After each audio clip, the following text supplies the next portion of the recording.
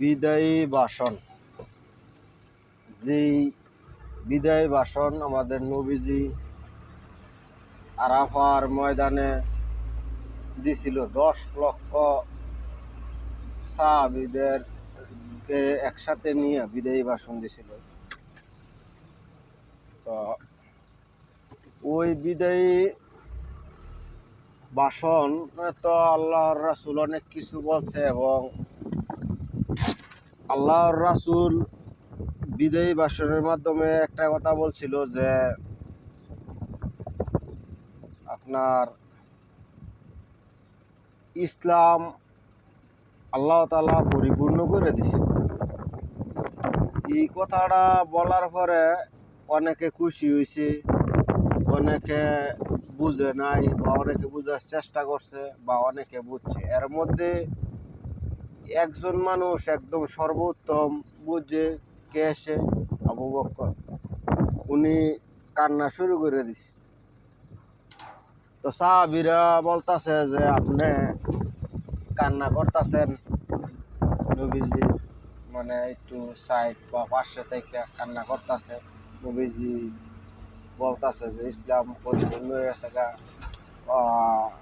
আর অনেকগুলা তারা এরকম মজদুরি মানে কাজ যারা করে, আপনার কর্ম করে, তার বেতন দিয়ে দেওয়ার লাগে গাম শুকানোর আগে নিকটবর্তী দাস দাসীদের সাথে আচার ব্যবহার ভালো করার জন্য এই ধরনের বা ইসলামের বলতাছে।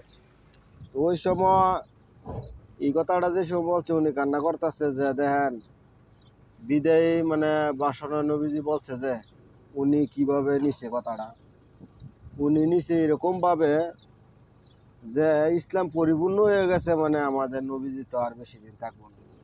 উনি ইসলামের দাওয়াত, আল্লাহর একত্ববাদের দাওয়াত দেওয়ার জন্য আসছে। তো এখন যেহেতু পরিপূর্ণ হয়েছে গা, তো অতি শীঘ্রই আমরা আমাদের নবীজিকে হারাতে চলেছি। আবু বকর রাদিয়াল্লাহু তাআলা আনহু এরকমভাবে বুঝছে, এরকমভাবে উপলব্ধি করছে।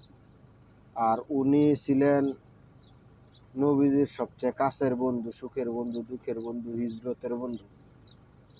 তো উনি যখন আল্লাহর রাসূল এই কথা বলছে, উনি খুবই কষ্ট পাইছে এবং কান্নায় জড়িত হয়ে গেছে যে সেই প্রকৃত বন্ধু যে সুখ দুঃখের কথা এবং কাছের কথা বুঝে, চোখের ইশারায় বুঝে ফেলে।